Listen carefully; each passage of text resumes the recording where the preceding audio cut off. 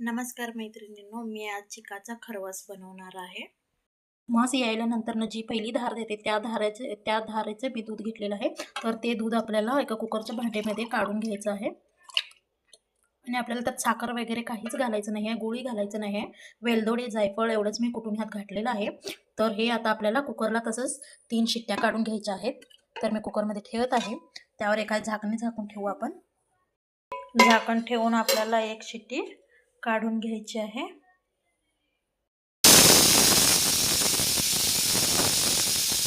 चला तर आपला कुकर गार झालेला आहे. तर मी चिक्क 3 शिट्ट्या काढून शिजवून घेतलेला आहे. हे पहा. आता आपल्याला हा डबी काढून घ्यायचा आहे.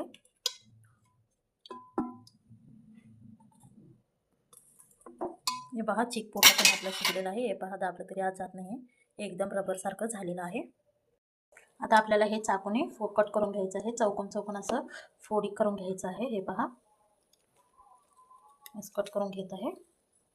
अशी चौकोन चौकोन फोडी करून घ्या. आधी आपल्याला अशा कडा सोडवायच्या आहेत कडेने. हे पहा, जेणेकरून आपली फोडी सहजरित्या निघून जातील. असे करत मी कडा सोडवत आहे. हे पहा,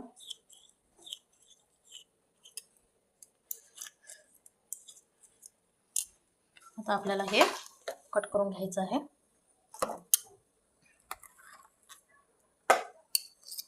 मी खूप लहान पीस करत नाही आहे, मी मोठे मोठे पीस करत आहे, कारण आपल्याला हे खिसून घ्यायचं आहे. त्यामुळे मी असे मोठे मोठे, हे पहा, असे मोठे मोठे पीस करून घेत आहे. आता मी हे कट केलेले पीस घेतलेले आहे. ते आपल्याला असं खिसून घ्यायचं आहे. असं लांब लचक खिसायचं आहे, बारीक खिसायचं नाही आहे. हे पहा, मी खिसते. हे पहा, असं खिसून घ्यायचं आहे. आपला केस लांब लचक पडला तर छान दिसतो, त्यामुळं मी लांब लचकच खिसत आहे.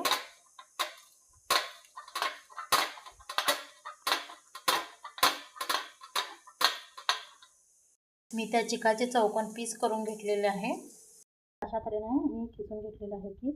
हे पहा, आपला पीस तयार आहे. हे पहा, हे पहा, अजिबात पाणी नाही आहे ह्याच्यामध्ये, सेम एकदम असं रबरबच झालेलं आहे. तर आपण आता हा पीस मी कढईत ताटायला ठेवलेला आहे, त्यामध्ये घालत आहोत. हे पहा,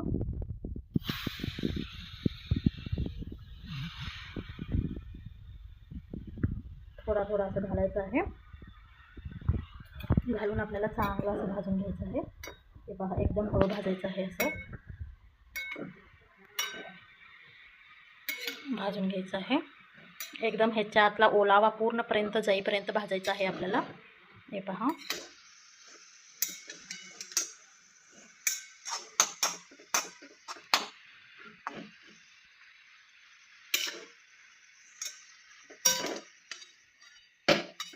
एकदम ह्यातला ओलावा जाईपर्यंत भाजायचा आहे. हे पहा, आपला केस पूर्णपणे भाजला गेलेला आहे, एकदम ड्राय झालेला आहे. आता मी जी पावशर साखर घातलेली आहे, ती साखर असं पूर्णपणे मिक्स करून घेणार आहे. ही साखर पूर्ण असं पाणी सुटेपर्यंत भाजून घेणार आहे. असं लालसर कलर येईपर्यंत भाजून घ्यायचं आहे आपल्याला. हे पहा, हळूहळू मी साखर मेल्ट होत आहे. पूर्णपणे मेल्ट होईपर्यंत भाजायचं आहे. हे पहा, साखर पूर्णपणे मेल्ट झालेलं आहे आणि आपला त्या साखरेचा पाक तयार झालेला आहे. तर हे पूर्ण पाक आटेपर्यंत आपल्याला भाजून घ्यायचं आहे.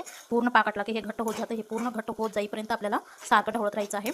सारखं ढवळलं नसल्यामुळे मग ते करपायला चालू होतं, लाल व्हायला चालू होतं. हे पहा, अशा तऱ्हेने ढवळतच राहायचं. हे बघा, आपला पाक हळूहळू घट्ट होत आहे. हे पहा, काय खमंग वास सुटलेला आहे. हे पहा, असं पूर्णपणे साखरेमध्ये शिजवून घ्यायचं आहे. हे जसं असं आटत जाईल तसं हे ड्राय व्हायला सुरुवात होतं. हे बघा, अजून आपल्याला साखरेचा पाक अजून दिसत आहे, अजून आपल्याला भाजायचंच आहे. हे पहा, हे पहा, आपला खरवसाचा किस तयार आहे. एकदम गोल्डन कलर आलेला आहे, खूप छान झालेला आहे. हे पहा, आता हे आपल्याला एका ताटेत काढून गार व्हायला ठेवायचं आहे. गार झाल्यावर हा किस मग सुटसुटीत होतो. हे पहा, हे पहा, मी गार होण्यासाठी हे एका परातीमध्ये काढून ठेवलेलं आहे. तर आपल्याला हे पूर्ण असं पसरवून घ्यायचं आहे.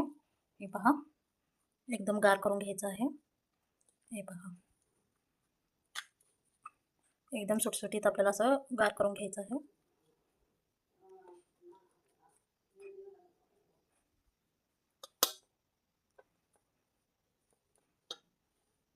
हे पहा, मी गार करायला ठेवलेला आहे. हा पहा, आपला खरवसाचा किस किती सुटसुटीत झालेला आहे. पूर्ण गार झाल्यावर मी ते सगळं मिक्स करून घेतलेलं आहे. हे पहा, तर आता खाण्यासाठी हे तयार आहे. आपण ह्याला खरवसाचा चिवडाही म्हणू शकतो.